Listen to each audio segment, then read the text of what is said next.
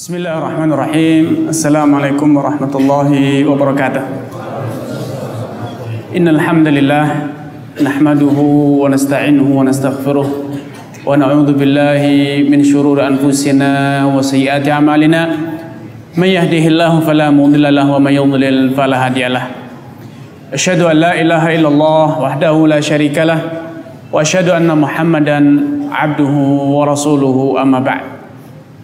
Ikhwatul iman, saudaraku seiman dan seaqidah, bapak-bapak dan ibu-ibu sekalian, adik-adik, alhamdulillah di kesempatan sering berbahagia ini Allah Subhanahu wa taala mempertemukan kita. Taqabbalallahu minna wa minkum shalihal a'mal. Alhamdulillah Ramadan telah berhasil kita jalankan. Semoga Allah Subhanahu wa taala menerima ibadah puasa kita, qiyam kita, dan seluruh amalan ibadah kita. Ikhwatul iman, ada satu pertanyaan mungkin khusus bagi adik-adik. Kebetulan saya belajar matematika itu hanya sampai SMP, Pak. Makanya pertanyaannya khusus untuk adik-adik. Kalau untuk bapak-bapak khawatir, bapak-bapak banyak yang S2, S3 di jurusan matematika kan malu pertanyaannya. Sederhana, Pak. Adik-adik, mana yang lebih besar? 2 atau 4? Yang bilang 2 siapa? Tolong angkat tangan. Yang bilang 4 siapa? Sepakat semuanya 4 lebih besar? Oh, Ustadz Mizan katanya tidak. Katanya Ustadz Mizan 2 lebih besar dibanding 4. Baik, dirubah pertanyaannya. Kalau tadi pertanyaan matematika, sekarang pertanyaan para ustadz, para santri. Mana yang lebih besar pahalanya? Sedekah dengan 100 kilo beras atau sedekah dengan 3 kilo beras? Yang bilang 3 kilo siapa? 3 kilo lebih besar pahalanya?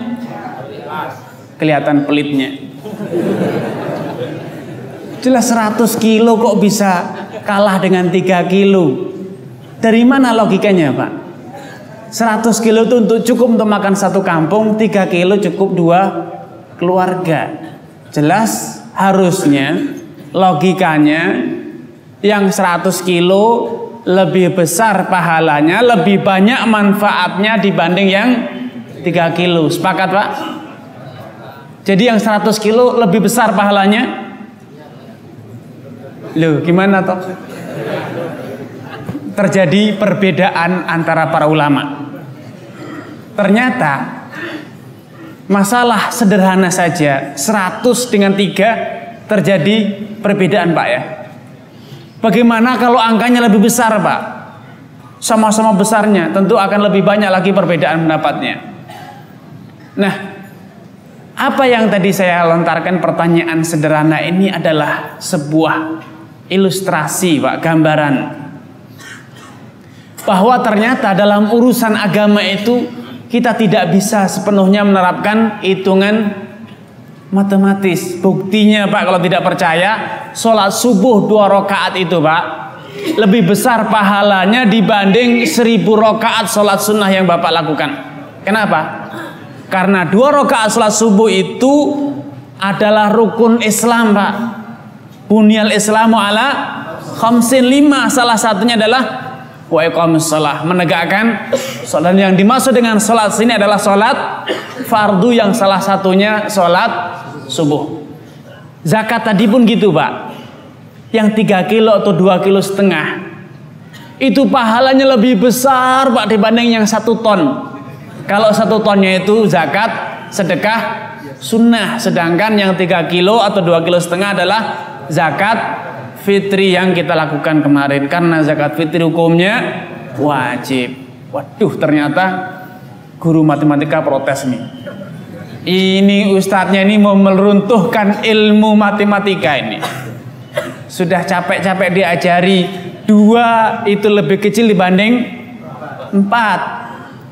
Urutannya dihitung, ayo anak berlatih berhitung 1, 2, 3, 4. Tidak pernah ada guru matematika yang bilang 1, 100 kemudian 2. Subhanallah. Memang demikian Pak. Matematika adalah satu disiplin ilmu sendiri. Agama adalah urusan Allah Subhanahu wa taala Pak. Bukan urusannya Einstein, bukan urusannya ahli fisika, bukan urusannya ahli kimia.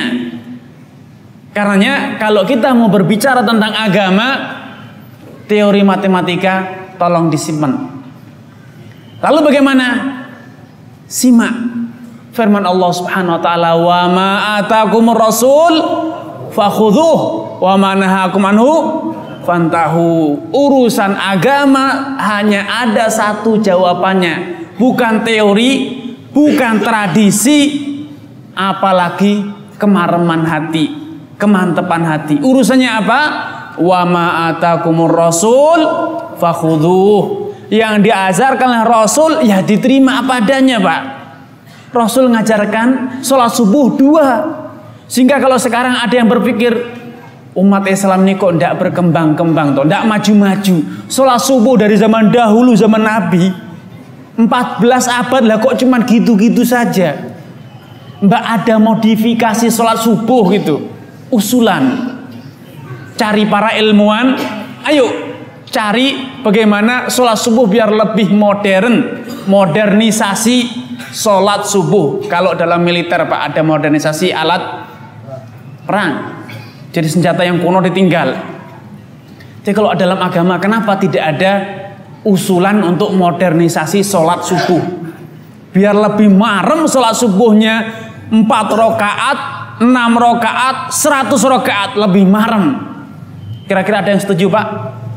Usulan modernisasi sholat subuh atau lokalisasi ibadah Islam. Jadi Islam jadikan mengikuti kearifan lokal. Kan orang Indonesia banyak petani, negara agraris Pak. Usul kepada Menteri Agama, MUI, kalau Ramadannya dibalik Pak. Malam puasa, siang bekerja, makan, sehingga tidak mengganggu tingkat produktivitas bangsa Indonesia. Kira-kira diterima Pak? Buat proposal gitu Pak, proposal pembaharuan agama Islam agar bisa mengikuti kearifan lokal katanya, karena bangsa kita bangsa agraris. Sehingga di siang hari petani ini kalau harus berpuasa berat sekali Pak. Musim tanam atau musim panen, siang-siang hari terik panas harus ngangkat gabah 1 karung, kuli bangunan harus ngangkat semen naik tingkat 3, 4, ngos-ngosan Pak ya. Kenapa tidak ada umat Islam yang berani usul modernisasi puasa Ramadan, sehingga yang mau puasa malam boleh, siangnya makan? Tentu tidak diterima Pak. Kenapa? Kan Allah sudah menyatakan tsumma atimmus syiyama ilal lail. Puasa itu di siang hari sampai malam, bukan malam hari.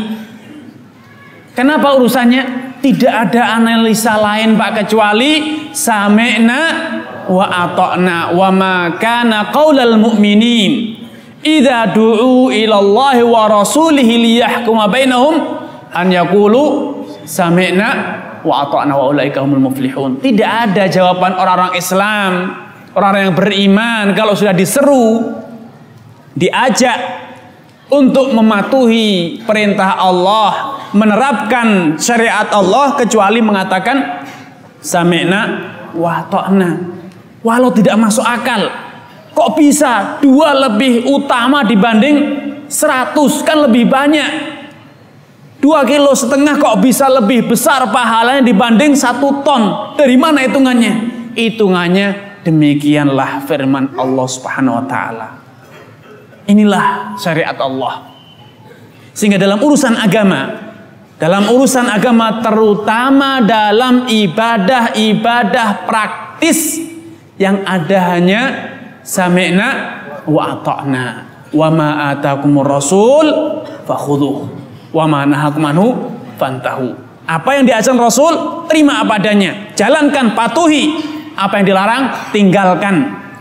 Walau menurut kemareman hati kita tidak marem, tidak mantep Pak, tidak gayeng kata orang Jawa, lebih semarak, lebih gereng gitu rasanya itu.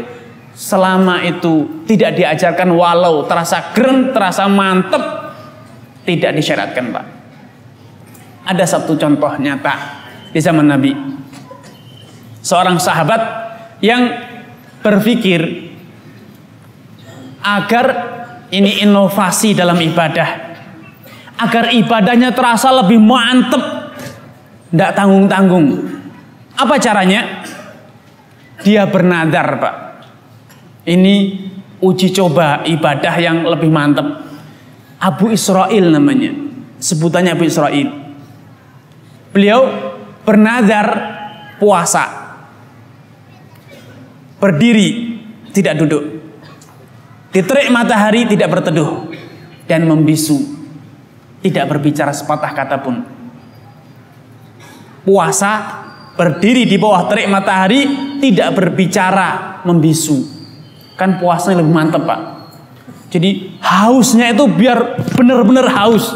Kalau haus di bawah di teduhnya ruang ber-AC, tidak hebat, tidak mantap. Kalau memang niat haus biar lebih mantap, ya di bawah terik matahari, insya Allah 2 jam sudah kering kerontang keronggokan. Tidak usah nunggu sampai sore. Mantap Pak, luar biasa rasanya. Wah, rasanya kayaknya lebih hebat, lebih jagoan puasanya.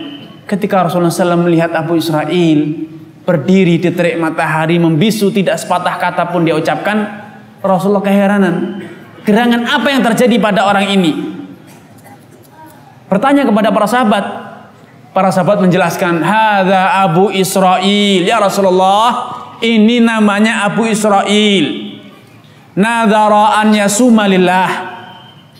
Dia bernadar puasa lillah Pak. Bukan karena ingin jago-jagoan, hebat-hebatan Pak.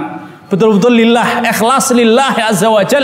Bukan karena ingin dibilang wah pahlawan, superhero, bukan. Memang betul-betul lillah, ikhlas. Nadhara lillah, nadharanya summa lillah, puasa karena Allah.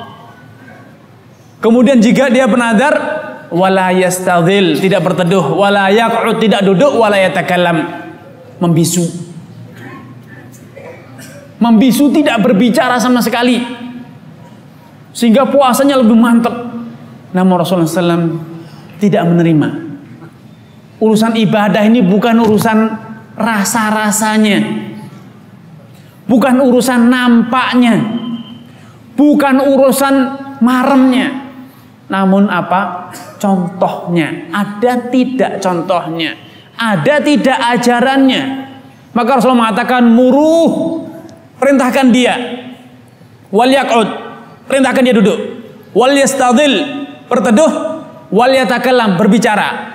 Hentikan puasa membisu. Kemudian apa? Wal yutimma saumahu, kalau urusan puasa lanjutkan. Karena memang puasa ada ajarannya. Nadar ibadah dengan puasa itu dibenarkan. Man nadhara an yuti Allah falyuti'hu, kata Rasulullah SAW.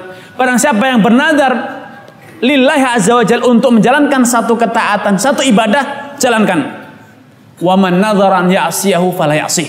Barang siapa bernadar berbuat maksiat, maka jangan lakukan walaupun sudah nadar. Walaupun sudah terucap, kalau saya lulus ujian saya akan minum khamr, tidak boleh dilakukan. Walau nadar, tidak boleh dilakukan. Tapi kalau nadar lillah, kalau saya lulus ujian saya akan sedekah, wajib hukumnya. Makanya ketika Abu Israil bernadar 4 hal, berdiri di terik matahari, tidak duduk, membisu, dan puasa. 3 hal ini tidaklah ibadah. Tidak ada namanya dalam Islam puasa membisu, nyepi. Tidak ada Pak.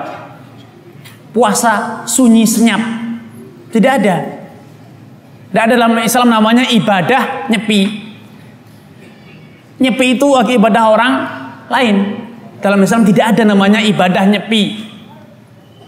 Kemudian berdiri di bawah terik matahari tidak ada. Puasa berdiri, ibadah berdiri juga tidak ada. Hanya berdiri saja. Tapi kalau berdiri sambil sholat ada syaratnya, Pak. Namun ibadahnya bukan berdirinya, Pak. Bukan sekedar berdiri, tapi itu adalah rangkaian dari sebuah amalan. Tapi berdiri pasif tidak berbuat apa-apa, tidak ada contohnya.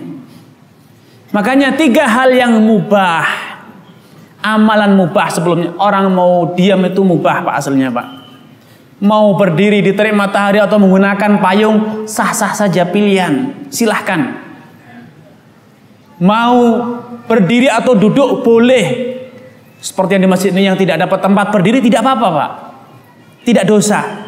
Namun kalau itu dijadikan sebagai ibadah, diyakini sebagai ibadah, maka itu tidak dibenarkan, dilarang. Janganlah beribadah kepada Allah dengan cara-cara rekayasa sendiri. Ibadah itu bukan sebuah riset, penelitian. Ibadah itu bukanlah sebuah temuan. Atau ibadah itu bukanlah kesepakatan sosial, asal sepakat tidak masalah. Subhanallah, dalam urusan ibadah itu hanya ada satu, wa ma atakumur rasul fakhudhuh wa ma nahakum anhu fantahu. Apapun yang diajarkan Rasul, jalankan, yang dilarang tinggalkan. Karena dalam hadis Aisyah, Rasulullah menegaskan, man amila amalan laisa alaihi amruna fahuwa raddun. Barang siapa yang mengamalkan suatu ibadah, satu amalan yang tidak ada contohnya dari kita, maka amalan itu ditolak. Amalan itu ditolak, walau terasa mantep, terasa marem. Contoh lain, dulu, ini contoh lebih serius, Pak. Ini berkaitan dengan sejarah juga. Dulu pada awal Islam, ketika Rasulullah SAW masih di kota Mekah dan pada awal-awal hijrah, Rasulullah SAW bersama umat Islam diperintahkan untuk sholat menghadap kemana, Pak? Baitul Maqdis. Baitul Maqdis. Sehingga pada waktu itu sholat menghadap ke Baitul Maqdis itu adalah ibadah. Itulah sholat yang sah. Syaratnya sah sholat pada zaman itu, Pak, adalah menghadap kiblat. Kiblatnya mana, Pak? Baitul Maqdis. Kemudian pada tahun kedua Hijriyah, tepatnya pada bulan ke-16 setelah hijrahnya Nabi SAW, turunlah perintah perubahan kiblat dari Baitul Maqdis ke arah Ka'bah, sehingga posisinya berlawanan arah. Kiblat Baitul Maqdis itu berada di arah utara atau selatan? Utara atau selatan Madinah? Utaranya kota Madinah. Ka'bah berada di arah selatannya kota Madinah, sehingga tidak mungkin digabungkan. Karena setelah turunnya perintah perpindahan kiblat, Rasulullah SAW dan para sahabatnya sholat menghadap Ka'bah, dan sejak saat itu tidak pernah satu orang pun dari umat Islam yang sholat menghadap Baitul Maqdis. Selesai cerita Baitul Maqdis, tidak lagi menjadi kiblat. Sehingga pada awal terjadinya perpindahan kiblat dari Baitul Maqdis ke Ka'bah, orang-orang Yahudi mengatakan, sayaqulu sufaha'u minan nas ma wallahum an qiblatihim allati kanu 'alaiha. Allah Subhanahu wa taala menyatakan orang-orang sufaha, orang-orang yang pandir, bodoh, dungu, picik pikirannya, akan keheranan dengan perpindahan kiblat ini dari Baitul Maqdis ke Ka'bah, sehingga mereka mengatakan ma wallahum an qiblatihim allati kanu 'alaiha. Apa gerangan yang menjadikan mereka berpindah kiblat dari Baitul Maqdis ke Ka'bah? Simak jawaban Allah, Pak. Sayaqulu sufaha'u minan nas ma wallahum an qiblatihim allati kanu 'alaiha. Apa jawabannya? Qul lillahi al-masyriq wal maghrib. Katakan Semua arah itu milik Allah. Timur, barat, utara, selatan itu adalah ciptaan Allah. Sehingga terserah Allah mau perintahkan kemana kita menghadap. Kemarin menghadap Baitul Maqdis itu adalah ibadah. Bahkan itu merupakan syarat sahnya sholat. Sekarang dengan sengaja menghadap Baitul Maqdis itu termasuk pembatal sholat. Silahkan tanya kepada para ustadz di sini, tuan guru, para kiai atau siapapun. Tuan guru, apa hukumnya sholat dengan sengaja menghadap ke timur, ke selatan, ke utara? Pasti dijawab tidak sah. Kenapa? Tidak memenuhi syarat sahnya sholat, yaitu apa? Menghadap ke kiblat. Loh, tuan guru, bukankah dulu umat Islam menghadap ke Baitul Maqdis? Nah sekarang saya itu kalau dihitung-hitung secara geografisnya, saya sekarang menghadap Baitul Maqdis. Masa tidak sah juga? Iya, tetap tidak sah. Kenapa? Hanya ada satu jawabannya. Qulillahil masyriq wal maghrib yahdi may yasha'u ila siratal mustaqim. Pada ayat ini terdapat satu pelajaran penting. Pada akhir ayat ini ada satu pelajaran besar yang seharusnya dipetik oleh orang yang beriman, bahwa siratul mustaqim, jalan yang lurus itu terletak pada mana? Bukan pada kultus arah timur, selatan, baratnya, namun terletak pada apa? Pada kepatuhan kita. Diperintahkan menghadap Baitul Maqdis, ya menghadap Baitul Maqdis. Diperintahkan ke Ka'bah, ya sami'na wa ata'na, menghadap ke Ka'bah. Itulah yang namanya siratul mustaqim. Dalam urusan agama, yang menjadi standar siratul mustaqim adalah sami'na wa ata'na. Kita beribadah menghadap Baitul Maqdis bukan karena arah utara Baitul Maqdis kala itu dari Madinah, itu karena arahnya arah yang kultus, memiliki aura, kata orang, mendatangkan arah yang hebat. Seperti sekarang dalam sebagian ilmu, tidak layak untuk dikatakan ilmu, Feng Shui atau apa namanya yang kurang lebih itu, ya yang wiwi gitulah kira-kira namanya. Itu kalau membangun rumah gedung dibuat hitung-hitungan. Kalau mengarahnya ke arah utara sedikit, ke sana dikit, ini adalah arah sial. Arah untungnya itu kalau ke timur, ke barat, subhanallah. Allah subhanahu wa ta'ala tidak pernah menjadikan arah itu sebagai kunci kebaikan atau kesialan. Hidayah, siratul mustaqim, kebenaran, manfaat, madarat atau yang lainnya itu terletak pada mana?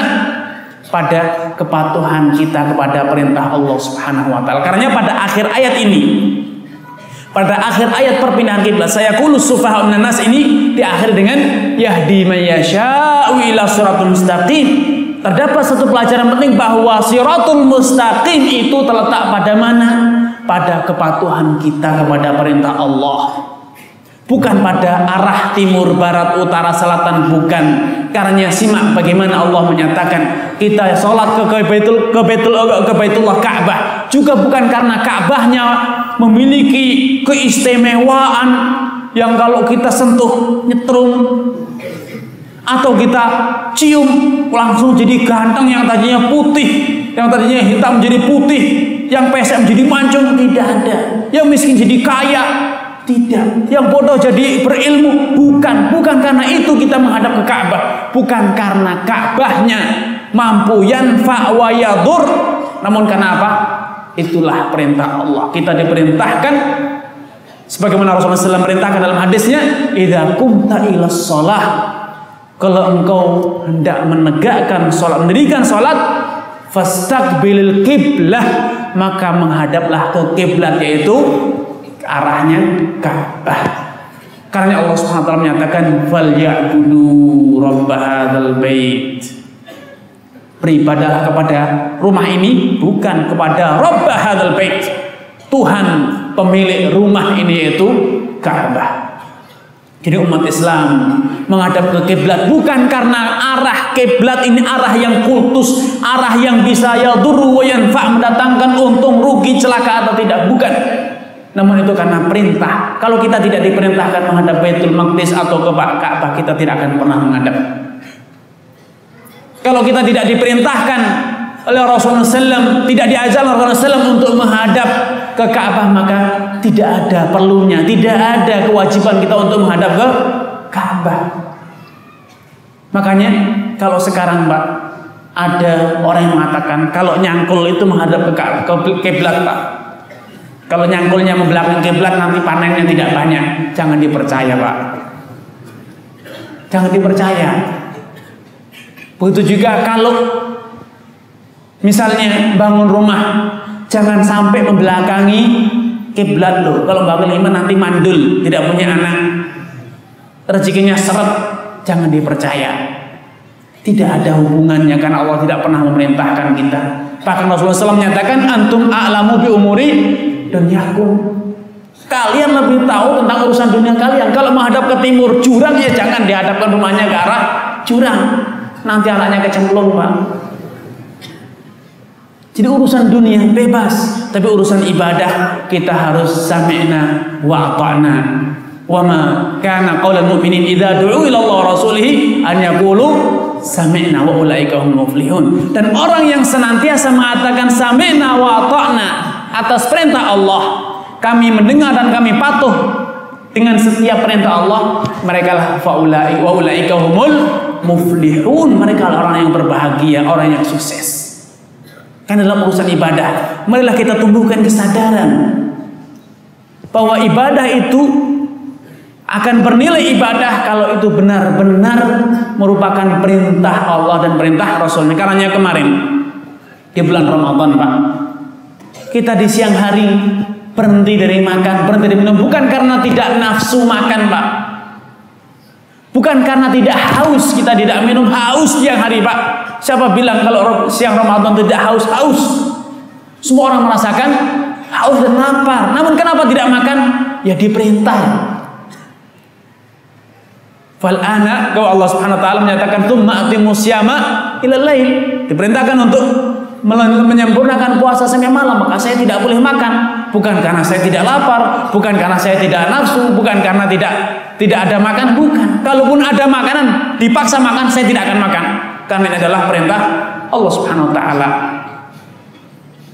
Kemudian lihatlah ketika matahari telah terbenam, semua orang dengan senangnya, bahagianya makan dan minum, subhanallah. Kenapa? Karena sudah diperintahkan oleh Rasulullah untuk makan dan minum ketika matahari telah terbenam. Karena Rasulullah menyatakan, idza aqbala al-lailu min hahuna wa hahuna, kalau malam itu telah tiba dari sana dan sini, betul-betul telah gelap, matahari telah terbenam, faqad aftara as-shaim, maka orang yang berpuasa itu telah aftar, telah berhenti dari puasanya. Kemudian sebulan Ramadan kita berpuasa di siang hari, menahan lapar, menahan haus. Namun pada hari pertama bulan Syawal, di pagi hari kita malah makan minum enak, makanan-makanan yang enak semua dimasak. Bukankah gitu Pak? Pada pagi, kenapa makan minum? Bukankah kemarin pagi hari tidak boleh makan? Iya, sekarang justru sebaliknya, tidak boleh puasa. Puasa di hari Idul Fitri, sepakat para ulama itu haram hukumnya. Kenapa haram? Ya demikian perintahnya, demikian syariatnya. Apa bedanya Syawal dengan Ramadan?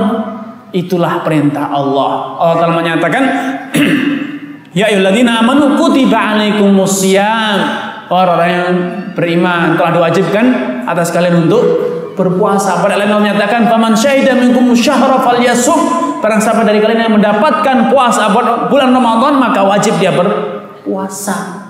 Inilah perintahnya. Dan ketika Idul Fitri, Rasulullah SAW mencontohkan makan dan minum. Maka kita makan dan minum bukan karena sudah bosan puasa, kelelahan puasa, sudah tidak kuat lagi puasa, bukan. Namun demikianlah ajarannya, demikianlah tuntunannya.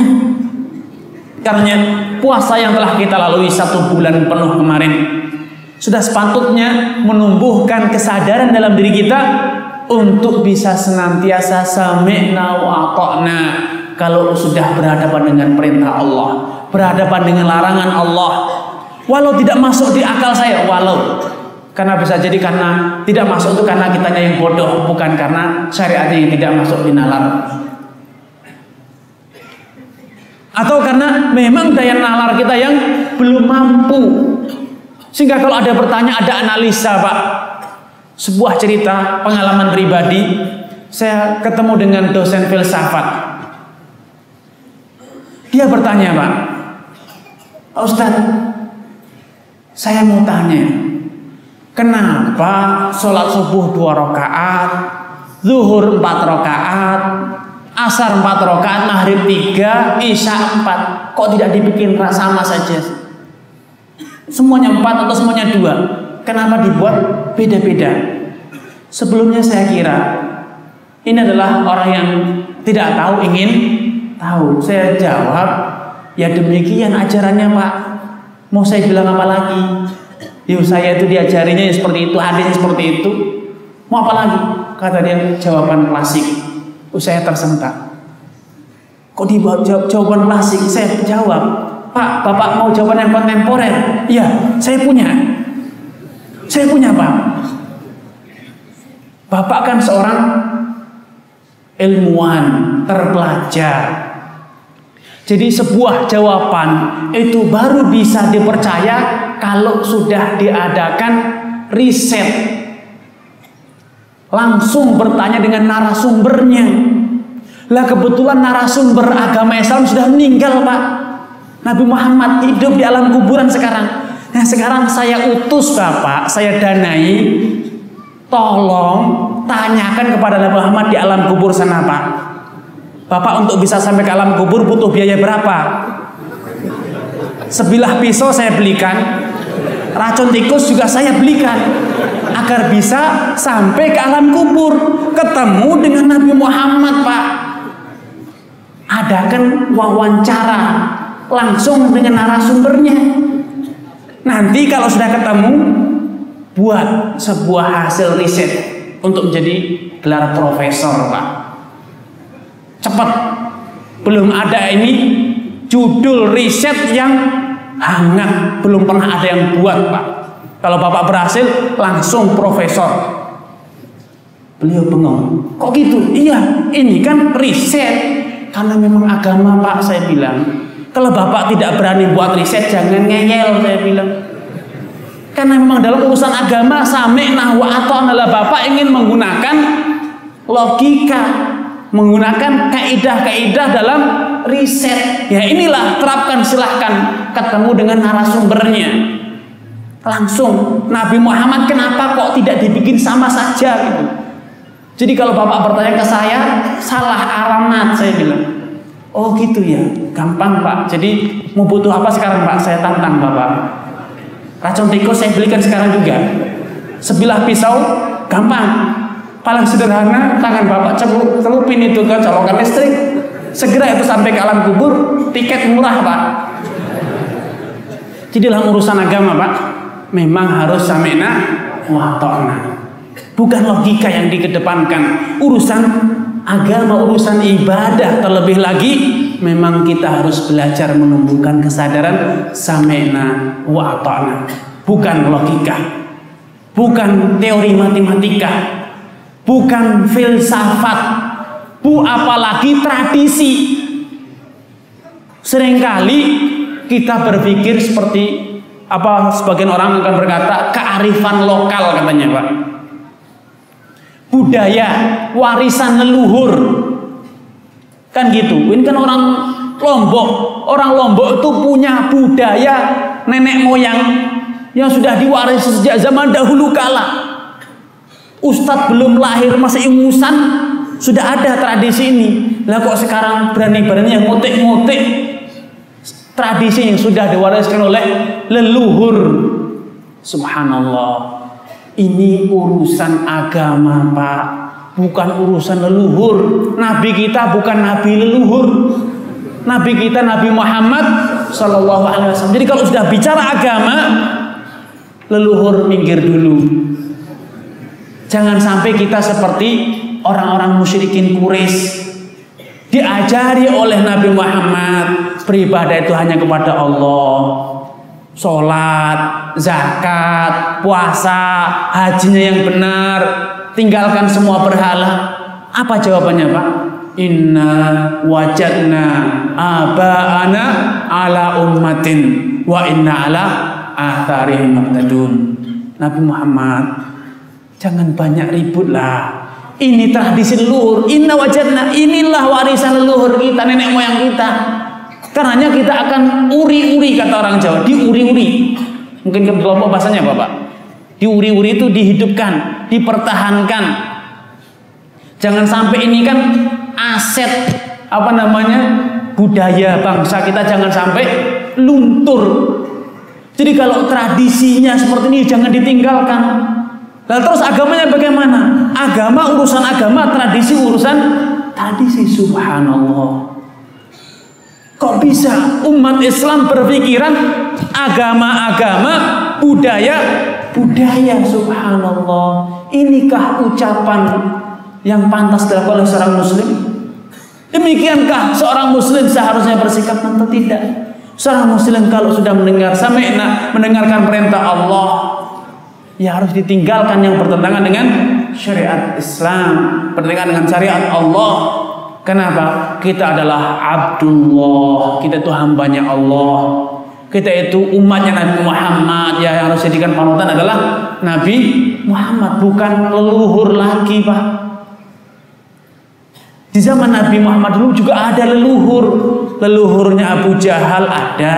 Jangan dikira Abu Jahal itu keluar dari batu, keluntung keluar Abu Jahal, tidak, Pak. Dia juga punya leluhur. Karenanya Abu Jahal mengatakan inna wajadna aba'ana. Kita juga punya tradisi, jangan diganggu gugat tradisi ini. Ini adalah budaya, subhanallah. Padahal Allah telah berfirman, ya ayyuhan nas, udkhulu fis silmi kafah. Wahai umat manusia, masuklah, terapkanlah, jalankanlah agama Islam dengan apa? Kafah, menyeluruh. Tidak boleh saya kalau sholat dengan syariat Islam, Pak. Tapi kalau sudah berkaitan dengan arwah leluhur, saya mengikuti tradisi arwah. Sehingga ada larung sesajian. Kenapa? Menghormati arwah leluhur. Subhanallah. Ini bukan lagi ranah tradisi atau bukan tradisi, namun ini adalah ranah iman. Bapak beriman tidak sih kalau orang sudah mati itu ya sudah mati, urusannya dengan Allah. Dia mempertanggungjawabkan amalannya, tidak lagi bisa bangkit lagi ke dunia, tidak bisa lagi berkunjung ke rumahnya. Sebagian orang berpikirnya rancu, Pak. Berkeyakinan bahwa arwah nenek moyangnya, bapak ibunya kalau meninggal dunia itu hari kesekian berkunjung ke rumahnya. Namun takut. Kenapa? Ini ada arwah gentayangan. Lah kalau ada arwah gentayangan, Pak, coba dipegang, Pak, dikembalikan ke keluarganya. Gitu. Waktu nangisnya ditangisi, matinya ditangisi, Pak. Mati ketika ada arwah gentayangan, ya coba ditangkap, dikembalikan keluarganya. Biar senang keluarganya, roh bapaknya hidup kembali. Subhanallah. Dia itu sudah meninggal. Orang yang sudah meninggal tidak akan bisa kemana-mana, Pak. Tidak bisa yadur wala yanfa, tidak bisa menguntungkan atau merugikan, tidak bisa mencelakakan, tidak bisa memberi manfaat. Masing-masing sudah seperti kata Rasulullah SAW, idza mata ibnu adam inqata'a amaluhu illa min salah. Manusia itu kalau sudah mati semua amalannya terputus kecuali 3. Sedekah jariah terus dimanfaatkan, pahalanya terus mengalir. Anak soleh yang terus mendoakan, pahalanya mengalir. Ilmu yang pernah diajarkan, pahalanya terus mengalir. Selebihnya tidak ada lagi, Pak. Kalau sampai ada keyakinan ini rohnya Mbah Fulan yang tidak diberi sajian sekarang gentayangan mencari tumbal. Berarti kan kalau dia sudah mati masih mencari tumbal, berarti bisa membunuh orang, Pak. Nambah dosa itu. Wes mati kok masih nambah dosa, membunuh orang, mencelakakan orang, nyuri barang orang, macam-macam. Subhanallah. Ini tentu suatu keyakinan yang batil, bertentangan dengan syariat Islam. Karena dalam urusan agama tidak sepatutnya ada kata-kata ini urusan tradisi, budaya, kearifan lokal. Kalau kita memang sebagai umat Islam, ya kita harus menjalankan perintah Allah, udkhulu fis silmi kafah. Ibadahnya ya ibadah Islam, tradisinya tradisi Islam, transaksi jual belinya, pekerjaannya semuanya Islam, rumah tangganya Islam, sekolahnya sekolah Islam. Islam kok di masjid saja, keluar dari masjid sudah bukan Islam. Lalu apa? Subhanallah, banyak orang yang berpikir seperti itu. Karena marilah momentum Ramadan yang telah kita lalui kemarin menumbuhkan, kita tumbuhkan dalam diri kita kesadaran, kesiapan untuk sepenuhnya sami'na wa ata'na kepada Allah dan Rasulnya. Jangan pernah ada lagi kata-kata masa apa bisa diterima, masuk akal atau tidak masuk akal. Subhanallah, agama itu bukan logika. Kalau agama itu logika, nescaya para profesor itu menjadi nabi-nabi baru, Pak. Orang-orang cerdas mereka, Pak. Tapi ternyata tidak pernah ada nabi baru.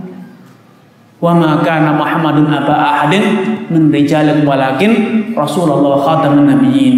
Muhammad itu bukanlah ayah seorang lelaki dari antara kalian. Beliau tidak punya putra laki-laki yang besar, baru kecil sudah meninggal, sehingga tidak ada yang putra beliau menjadi laki-laki dewasa, tidak ada. Akan tapi Muhammad adalah utusan Allah dan khatamun nabiyyin, akhir dari seluruh para nabi. Beliau adalah nabi terakhir. Sehingga dalam urusan agama, marilah kita mulai tundukkan nalar kita di bawah syariat Allah Subhanahu wa taala. Yang halal adalah yang Allah halalkan, yang haram adalah yang Allah haramkan, yang wajib adalah yang Allah wajibkan, yang sunnah adalah yang Allah sunnahkan. Begitu juga kepuasan, syahwat, selera kita. Jangan sampai kita menuruti syahwat selera kita. Saya kok nampaknya lebih mantep, lebih marem. Kalau ibadahnya demikian dan demikian, subhanallah. Urusan marem itu urusan perasaan Anda.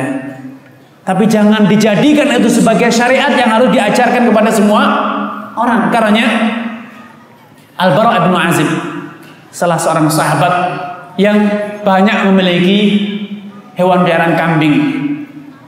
Beliau bertanya kepada Rasulullah, "Ya Rasulullah, ma yajuzu fil udhiyah?" Atau ma yujtanabu fil udhiyah? Ya Rasulullah, aib apa saja, cacat apa saja yang harus saya hindari pada hewan kurban saya? Ketika sebentar lagi kita akan kedatangan Idul Adha, kita akan berkorban bi'idznillah azza wa jal. Ada beberapa cacat hewan yang harus dihindari, tidak boleh, tidak sah kalau dijadikan sebagai hewan korban. Kata Rasulullah SAW, arba'un la yajuzna fil udhiyah. Ada 4 cacat yang tidak boleh ada pada hewan korban. Al-awra al-bayin awaruha, juling matanya, yang jelas-jelas juling. Memang kalau juling sedikit, kalau dipelototi baru nampak juling kambingnya, itu sah. Kalau julingnya nampak jelas, matanya juling satu ke kanan satu ke kiri, itu namanya juling, Mbak. Maka tidak boleh dijadikan sebagai hewan korban. Kemudian al-arja al-bayin arajha, yang nyata-nyata pincang, sehingga senantiasa ketinggalan dengan rombongan kambingnya kalau berjalan. Tapi kalau sekedar pincang sedikit sehingga tidak mempengaruhi, tidak begitu jelas, boleh. Kemudian al-kasirah allati la tunqi, hewan yang kurus, tidak ada dagingnya, adanya kulit dan tulang. Dan yang terakhir al-maridah al-bayin maraduha, yang sedang sakit, nampak sakitnya. 4 ini tidak boleh ada pada hewan kurban. Kalau sampai ada maka tidak sah walau sudah disembelih. Rasulullah SAW menjawab pertanyaan Al-Bara' bin Azib dengan mengatakan arba'un la yajuzna fil udhiyah. Ada 4 cacat yang tidak boleh, selebihnya boleh. Buntutnya putus, boleh. Tanduknya patah, boleh. Giginya tanggal, boleh. Bulunya tidak banyak, boleh. Tidak masalah. Hanya 4 ini saja. Betina boleh, Tidak masalah, yang tidak boleh itu hanya 4. Walaupun banyak para ulama mengatakan yang jantan itu lebih utama, tapi bukan wajib. Ketika Al-Bara' bin Azib radhiyallahu ta'ala mendengar bahwasanya pantangan hewan korban itu hanya 4, beliau sebagai seorang pemilik hewan piaraan yang banyak, kambingnya banyak Pak, ratusan mungkin, sehingga beliau itu tidak marem, punya ratusan kambing kok korbannya hewannya tidak mantap, sehingga beliau mengatakan, ya Rasulullah, ini akrahu an yakuna fi sinni naqsan aw fil qarni naqsa. Ya Rasulullah, saya itu tidak mantap, saya tidak suka kalau mengorbankan hewan yang tanduknya patah atau giginya tanggal, giginya sudah ompong, tidak mantap. Saya itu ingin hewan korban yang saya korbankan itu betul-betul hewan yang kalau dilihat, wah, kambingnya mantap, besar tanduknya, besar gagah, menunjukkan hewan yang jagoan. Maka ketika Rasulullah SAW mendengar ucapan Al-Bara' bin Azib demikian ini, beliau mengatakan, makarihta fada'hu wa la tuharrimu ala ahadin. Wahai Bara', kalau engkau tidak suka korban dengan hewan yang biasa-biasa saja, ya silahkan, itu pilihan, terserah kamu, tapi jangan pernah haramkan atas orang lain. Kalau kamu punya ribuan kambing sehingga punya pilihan banyak, silahkan pilih yang terbaik. Tapi kalau orang punyanya kambingnya itu tidak ada cacatnya satupun dari 4 ini, tidak ada, memenuhi syarat, ya silahkan dikorbankan. Tidak harus. Kalau punyanya kambingnya yang tanduknya patah, boleh, tidak masalah. Kalau punyanya yang giginya tanggal, juga tidak apa-apa, karena itu tidak haram.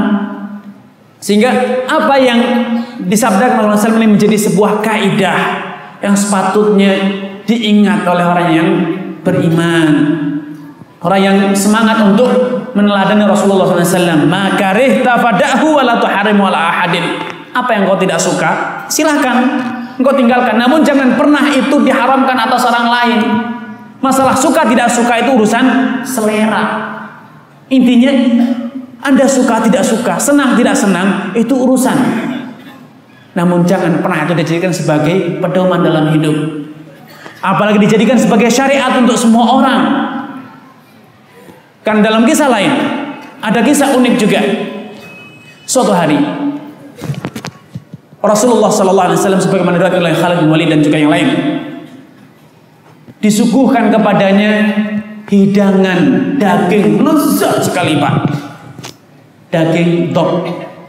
Dhab itu bukan biawak, banyak diartikan dhab itu biawak, namun dhab itu lebih mirip dengan kadal raksasa besar Pak, sebesar betis orang dewasa, besar, lebih mirip dengan kadal besar Pak.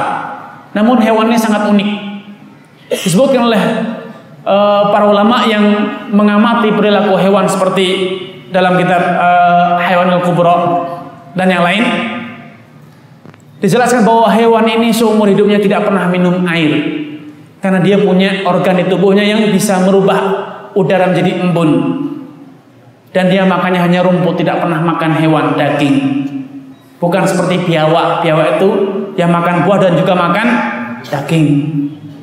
Dia makannya rumput-rumputan Pak. Ketika dihidangkan di depan Rasulullah SAW daging yang sudah dimasak, ternyata itu daging dhab. Beliau pada awalnya tidak tahu. Beliau hendak makan. Sebelum memegang daging itu, Ummu Salamah atau yang lain mengingatkan, ya Rasulullah, inna lahmu dhab. Ya Rasulullah, itu adalah daging hewan dhab. Maka Rasulullah SAW mengurungkan niatnya, tidak jadi makan. Maka Khalid bin Walid bertanya, aharamun hu? Ya Rasulullah, apakah daging ini haram untuk dimakan sehingga engkau tidak jadi makan, mengurungkan niatmu? Kata dia, la walakinni a'afuhu fa innahu laysa bi ardi qaumi. Tidak haram, tapi aku merasa risih, merasa jijik karena hewan ini di Mekah tidak pernah dimakan. Berkeliaran liar tapi tidak ada yang makan, walaupun orang kelaparan tidak akan makan hewan itu. Karena orang merasa jijik. Tapi di Madinah itu hidangan lezat betulan Pak. Saya pernah makan, enaknya Masya Allah. Sebelum saya melihat hewannya, dihidangkan oleh salah seorang dosen saya, Katanya minggu depan saya undang kalian makan daging dop. Penasaran seperti apa? Rupanya tidak tahu, Pak. Dihidangkan sudah siap makan. Lezatnya Masya Allah, Pak. Wah, lezat. Dan konon sebagai obat kuat. Viagra Arab katanya, Pak. Memang setelah itu mitos, Pak. Setelah makan itu perut saya panas semua, Pak. Memang, Pak. Panas, badan panas. Subhanallah, di lain kesempatan diundang lagi. Sekarang musim banyak lagi itu keluar dop katanya. Saya undang kalian makan. Sebelum undangan ada sebagian teman nangkap dop di padang pasir. Ketika saya melihat wujud hewannya, mual seketika saya, Pak. Subhanallah, ini yang saya makan kemarin. Sehingga ketika diundang saya tidak makan, Pak. Undangan kedua saya sudah tidak sampai hati untuk makan.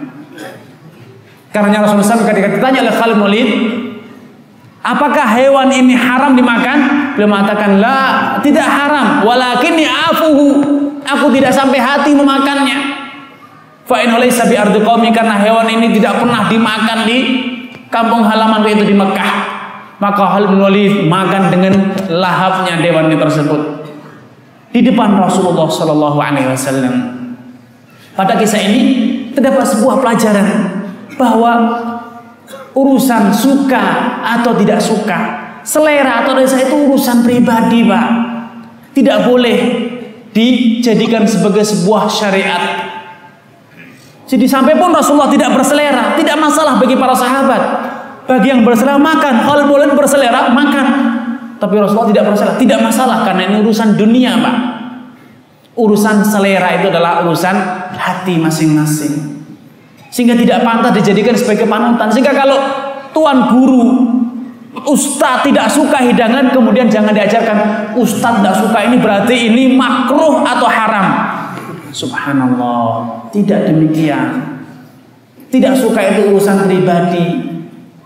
Kalau Anda suka silahkan. Karenanya dalam urusan agama, kembali lagi kita, urusan agama kita dalam halal haram, apalagi ibadah-ibadah praktis, sholat, puasa dan yang lainnya, kita harus kembali kepada wa ma atakumur rasul fakhudhuhu wa ma nahakum fantahu. Apapun yang diajar oleh Rasulullah SAW, terimalah, dan apapun yang dilarang, tinggalkanlah. Walau tidak marem rasanya, walau kita berselera, kalau sudah diharamkan ya haram. Karena ada sebagian orang bertanya gini, Pak. Beberapa kali bertanya ke saya, Ustaz, riba itu kan haram, ya. Tapi kalau saya rela bagaimana, Ustaz? Tidak apa-apa, saya berutang 100, saya rela mengembalikannya 200. Kenapa haram? Oh, rela ya. Sudah, saya tidak akan bantah. Saya datangkan masalah lain. Kalau sekarang PSK, tahu Pak PSK ya? Hafal, apa itu PSK? Yang tahu PSK siapa Pak? Angkat tangan, Pak. Kenal di mana, Pak? Saya tanya yang tahu PSK, kok ada yang ngacung, kenal di mana? PSK itu ketika berzina kan rela sama rela. Apa kemudian halal? Zina itu hanya karena badan saya sendiri. Kenapa Ustadz sewot? Apa itu benar ucapan seperti itu, Pak? Tentu kan tidak benar. Orang bunuh diri, badan saya sendiri, nyawa sendiri, ya biar saya bunuh diri. Boleh? Tentu tidak. Jadi sebagai seorang muslim, kembali lagi, semuanya itu harus tunduk kepada syariat Allah. Walau antum suka, mau, puas kalau haram, ya tinggalkan. Karena bukan karena tidak enak khamr itu diharamkan, bukan karena tidak enak zina itu diharamkan, namun itu haram karena Allah mengharamkan. Jadi kalaupun enak, kalau haram ya haram. Karena apa yang dikatakan sekarang oleh sebagian pengamat ekonomi, Islam ini menyempitkan peluang ekonomi, menjadikan ekonomi susah. Kenapa? Riba haram, babi haram. Padahal babi itu memiliki nilai ekonomis tinggi. Satu-satunya hewan ternak besar yang sekali beranak bisa 10 Pak, bisa 7, bisa 8. Siapa yang punya hewan seperti itu Pak? Sapi itu maksimal 2 Pak, itu pun sudah langka. Kambing 3 itu pun sudah, 4 itu sudah barang langka. Ada kambing sekali lahir 4, seringnya 1-2. Tapi babi besar badannya, dagingnya banyak, sekali ceprot keluar 6-7, gampang sekali Pak. Sehingga populasi babi itu cepat ditingkatkan. Kalau babi itu dibolehkan, Indonesia tidak akan kekurangan daging Pak. Tapi karena umat Islam, bangsa kita harus daging sapi, lebaran puyeng Pak, daging sapi 100.000 rupiah. Di Lombok berapa Pak daging sapi Pak? 100.000 ya? Ya kan puyeng. Coba kalau penduduk Lombok itu budidaya babi, daging babi 2.000 rupiah bisa jadi 10.000 rupiah karena murah.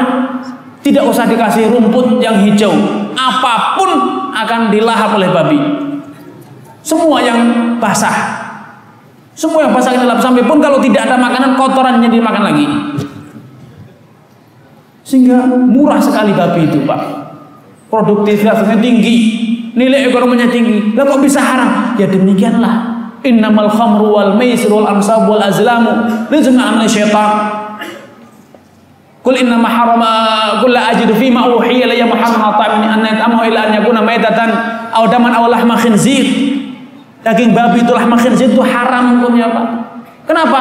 Bukan karena tidak ada nilai ekonomisnya, haram ya demikianlah syariatnya haram. Kita terima. Walaupun kalau kita pikir-pikir, kita renungkan, ternyata memang pengharaman babi itu membawa hikmah yang sangat besar Pak.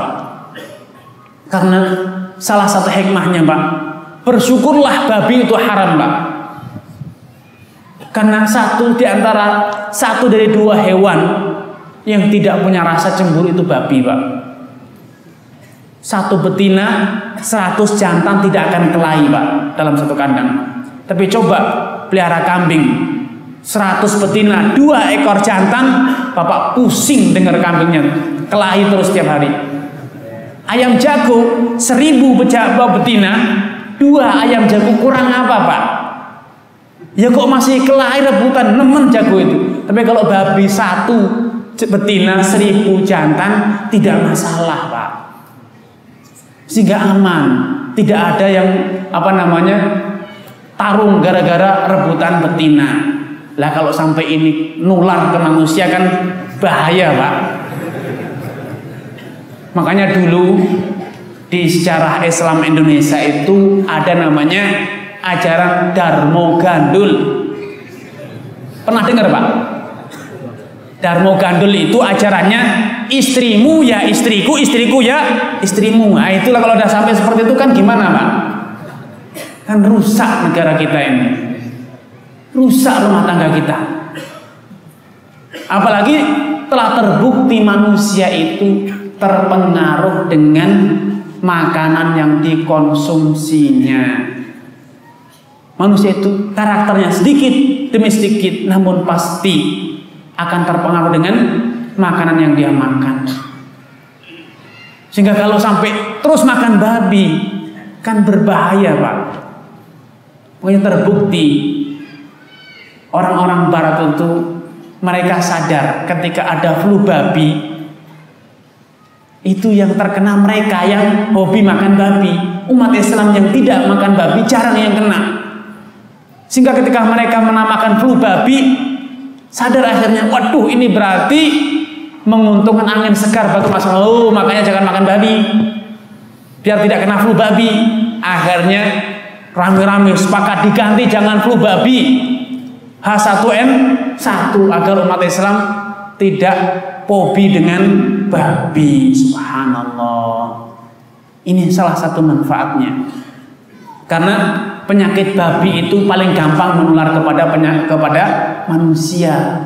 Karena kromosom, bagi yang belajar genetika manusia, itu kromosom babi itu paling identik, paling menyerupai dengan kromosom manusia.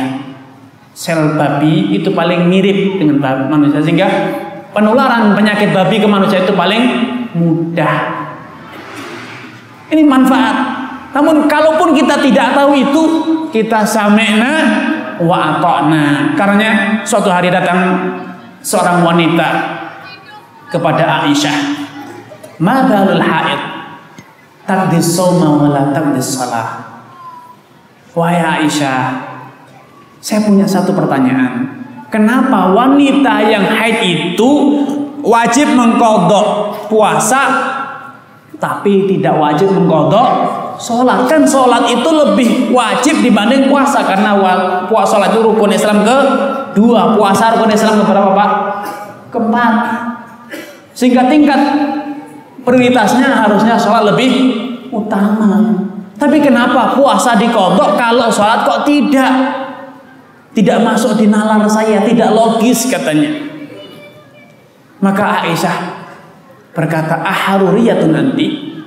Apakah engkau ini sudah terpengaruh dengan kelompok Haruriyah yang mulai menggunakan logika akal dalam urusan agamanya mereka?" Qalat la, bukan, walakin sa'ilah, aku hanya sebatas ingin tahu, penasaran, belajar. Maka Aisyah menjawab dengan sebuah jawaban yang patut ditulis dengan tinta emas. Beliau mengatakan, "Kanat tusibuna dzalika." Di zaman Nabi, kaum wanita di zaman Nabi itu juga mengalami yang sama, yaitu haid. Ada yang haid ketika puasa, sholat haid sehingga berhenti sholat. Fanu'maru biqadha'i shaum wa la nu'maru biqadha'i shalah. Namun semasa Nabi hidup, kita hanya diperintahkan mengodok puasa dan tidak pernah diperintahkan mengodok sholat. Ya, itulah yang kami ajarkan, apa adanya, tidak kurang tidak lebih. Intinya apa? Sami'na wa ata'na. Inilah yang harus kita tumbuh suburkan dalam agama kita. Karena agama kita itu bukan agama siapa-siapa, Pak. Agamanya Nabi Muhammad sallallahu alaihi wasallam. Karena Allah menyatakan, "Laqad kana lakum fi Rasulillahi uswatun hasanatun liman kana yarjullaha wal yawmal akhir." Sungguh pada diri Rasulullah SAW terdapat uswah, teladan bagi orang yang benar-benar mengharap keridhaan Allah dan kehidupan di hari akhir. Namun bagi orang yang tidak lagi butuh sama Allah, Allah suka atau tidak suka, Allah rela atau tidak rela, masuk surga atau masuk neraka, tidak peduli, ya silahkan Pak. Orang yang sudah tidak lagi peduli masuk surga atau neraka, tidak mau hidup bahagia di akhirat, ya tidak ada yang maksa Pak. Tidak ada yang maksa. Karena Rasulullah SAW mengatakan, "Man ata'ani dakhala jannah wa man asani dakhala nar." Barang siapa yang patuh kepadaku, meneladaniku, maka dia pasti masuk surga. Tapi barang siapa yang tidak patuh, barang siapa yang bermaksiat, tidak tunduk, tidak meneladani Rasulullah SAW, pasti dia masuk neraka. Ya kalau memang milih masuk neraka, ya siapa yang melarang Pak? Tidak ada yang larang Pak. Silahkan yang pengen masuk neraka, ya tidak apa-apa Pak.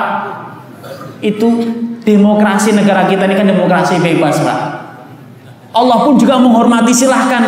Mau masuk neraka, Allah tidak pernah melarang, silahkan masuk neraka. Tidak ada Pak ayat yang melarangkan jangan masuk neraka. Silahkan. Yang mau masuk neraka pilihan Anda. Yang masuk surga alhamdulillah.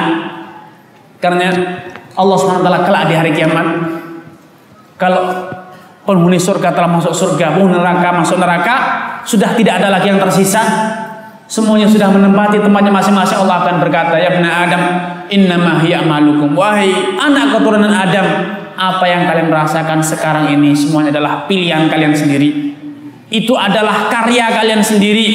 Innama hiya a'malukum, itu amalan kalian sendiri. Surga ya karena kalian beramal amalannya ahli surga. Neraka ya memang kalian semasa hidupnya mengamalkan amalnya ahli neraka. Faman wajada khairan falyahmadillah. Yang masuk surga bersyukur kepada Allah yang telah membimbing, membukakan pintu hati Anda untuk bisa masuk surga. Yang masuk neraka fala yalumanna illa nafsah. Yang masuk neraka jangan cari kambing hitam. Tidak ada di neraka Pak yang jual kambing hitam. Yang ada apa? Sesalilah dirimu sendiri, salahkanlah dirimu sendiri. Kenapa? Semasa hidupnya milih jalan neraka. Sehingga kalau memang kita mengharapkan kehidupan di akhirat, hidup bahagia di akhirat, liman kana yarjul yaumil akhir. Kalau memang mau bahagia di akhirat, mendapatkan keridhaan Allah, surga Allah, maka apa jawabannya? Kuncinya apa? Laqad kana lakum fi Rasulillahi uswah. Sungguh pada diri Rasulullah itu terdapat uswah. Bagi siapa? Orang-orang yang mengharapkan keridhaan Allah dan hari akhir. Sederhana, Pak. Mau masuk surga, patuh sama Rasulullah. Jalankan nasihat Rasulullah apa adanya, tidak usah dikurangi, tidak usah ditambahi, Pak. Walau marah jangan ditambahi, Pak. Ya demikian ajarannya. Puasanya kenapa sih cuma sebulan? Kenapa tidak 2 bulan biar mantap? Ya sebulan saja, Pak. Itu yang wajib. Selebihnya tidak. Kalau mau puasa sunnah silahkan, tapi itu tidak wajib. Puasanya kenapa cuma makan, menahan makan dan minum? Kenapa tidak menahan pandangan sehingga merem? Umat Islam semuanya tutup mata seharian penuh. Itu demikian ajarannya. Tidak ada namanya puasa merem. Tidak ada. Puasa membisu tidak ada.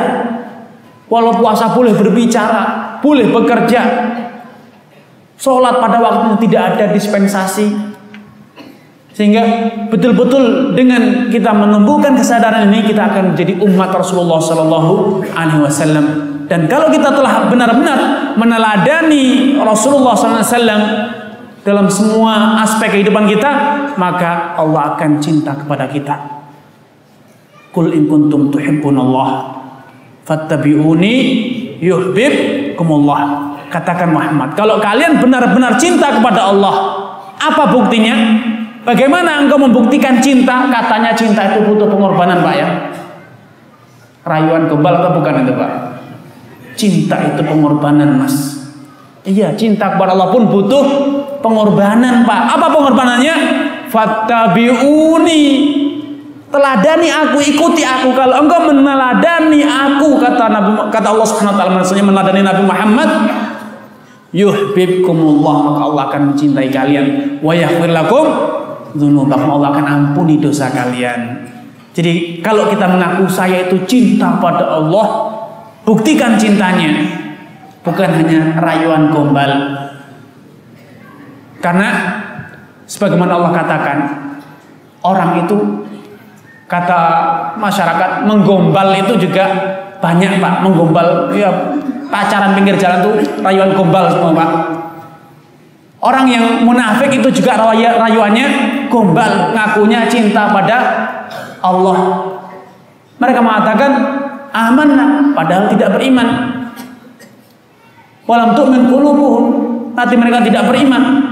Mereka hanya lisannya yang beriman, namun hatinya kosong, menyembunyikan kekufuran. Hatinya tidak percaya, ngakunya mukmin, nyatanya tidak meneladani Rasulullah SAW. Karena Allah mengatakan, "Qul in kuntum tuhibbunallah." Kalau memang benar-benar cinta kepada Allah, jalankan, ikuti, teladani sunnah Nabi Muhammad SAW, pasti Allah akan cinta kepada kalian. Yuhibbukumullah wa yaghfir lakum dzunubakum. Allah akan ampuni dosa kalian. Namun kalau cinta kepada Allah, ngakunya beriman, ngakunya umatnya Nabi Muhammad, kalau ternyata beribadahnya caranya sendiri, yang penting marem. Apa dalilnya? Apa salahnya sih ibadahnya kan lebih marem? Warisan nenek moyang kayak ya demikian, ini mbah saya dulu sholatnya, saya diajarinya kayak gini. Subhanallah. Padahal tidak pernah dicontohkan Rasulullah SAW. Kalau sampai itu kita lakukan seperti kata Rasulullah SAW, ana faratukum alal haud. Kelak di hari kiamat, aku akan mendahului kalian tiba di al-haud, telaga Kautsar di hari kiamat, di alam mahsyar. Aku akan menantikan kalian di telaga Rasulullah SAW, telaga Kautsar di alam mahsyar. Kemudian bainama adudu an haudi, di saat aku menjaga telagaku, tiba-tiba ada sebagian dari umatku yang diusir oleh malaikat. Sehingga Rasulullah SAW akan memberikan pembelaan, ummati, ummati, wahai para malaikat, itu adalah umatku, umatku.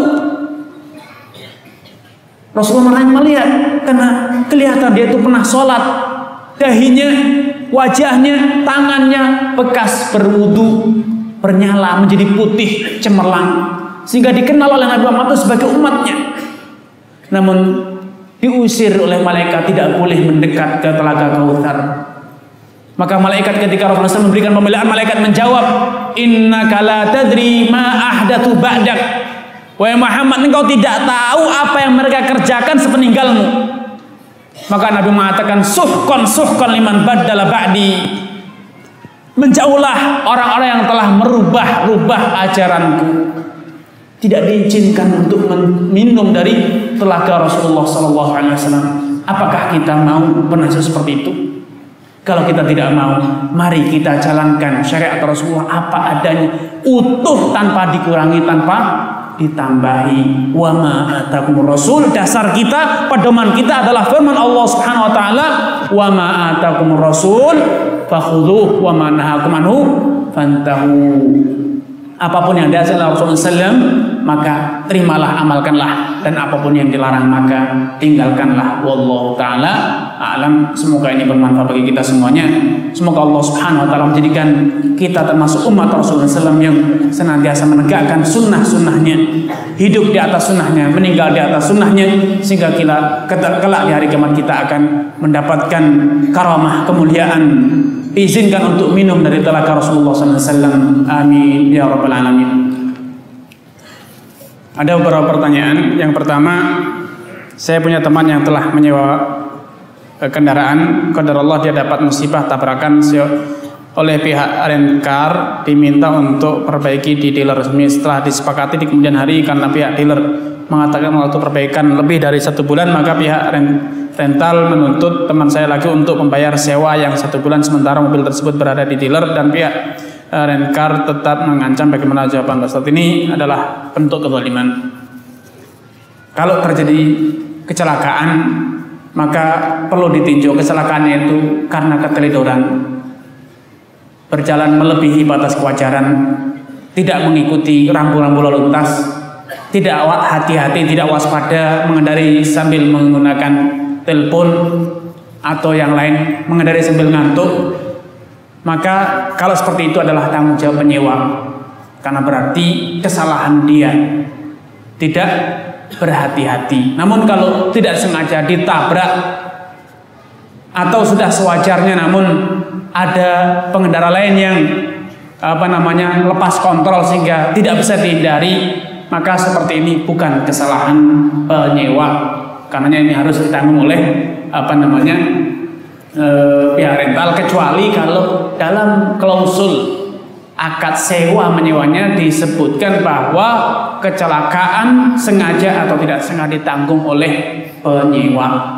Ini poin pertama. Kemudian kedua, meminta ganti rugi selama kendaraan diperbaiki di dealer, ini juga bentuk kezaliman, karena kendaraan tersebut tidak dipakai dan biaya perbaikan sudah ditanggung oleh penyewa. Tentu ini adalah perbuatan yang zalim, tidak pantas untuk dilakukan oleh seorang muslim. Karenanya dalam hal ini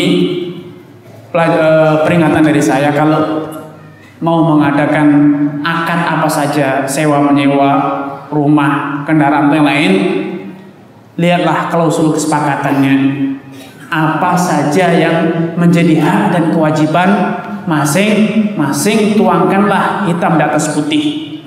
Kalau tidak tahu, tanyakan, sehingga di kemudian hari ketika terjadi masalah ada pedoman untuk kita jadikan rujukan ketika terjadi silang pendapat. Allah Ta'ala a'lam.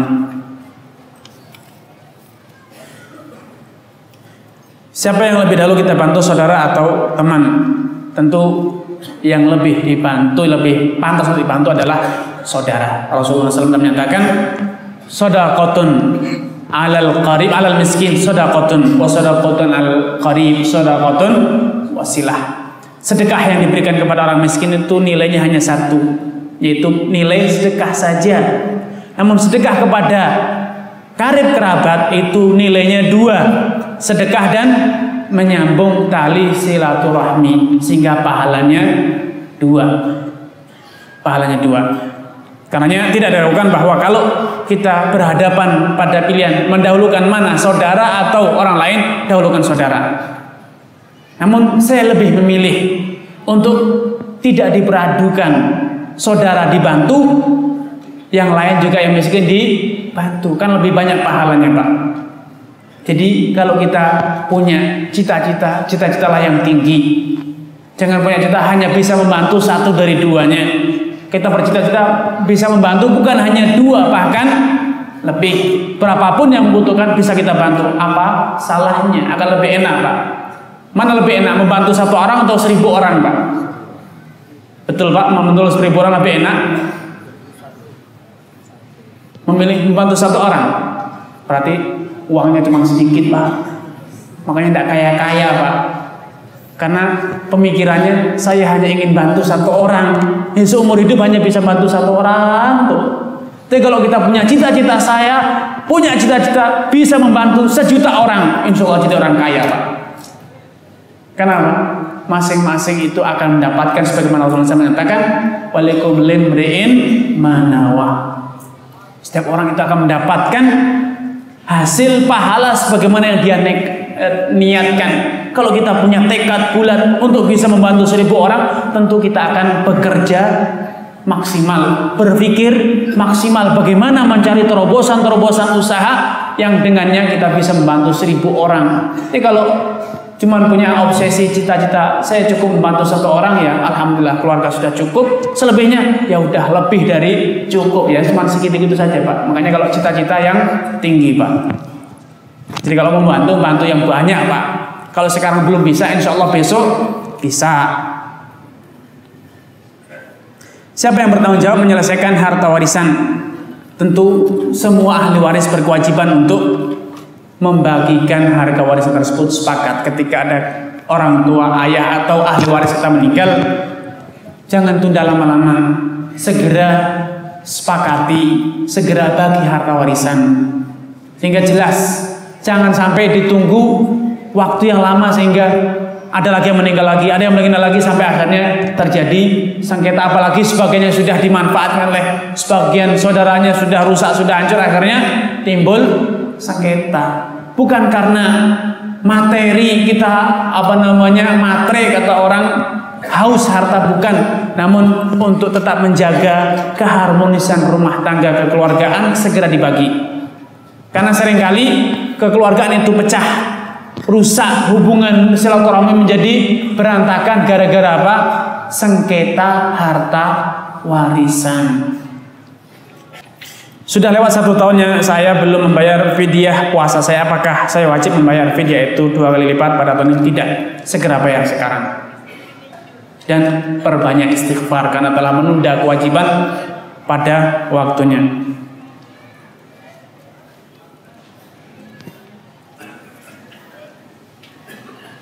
Pertanyaan selanjutnya, orang tua saya seorang PNS, saat meninggal kami mendapat uang duka wafat dan asuransi kematian bagi PNS. Bolehkah kami memanfaatkan uang tersebut? Jika ada unsur ribanya, bagaimana cara memanfaatkan? Insya Allah boleh, karena itu adalah warisan. Sedangkan uang duka itu adalah potongan dari gaji orang tua kita yang meninggal. Begitu juga uang yang disebut dengan asuransi kematian itu adalah hak pegawai negeri yang diberikan oleh pemerintah. Itu adalah alokasi dari pemerintah, sah untuk dimanfaatkan. Allah Ta'ala alam. Ini yang bisa saya tanggapi dari pertanyaan yang sampai ke saya. Semoga Allah Subhanahu Wa Ta'ala menjadikan kita termasuk orang yang yastami'ul qawla fa yattabi'una ahsanah. Wassalamualaikum warahmatullahi wabarakatuh.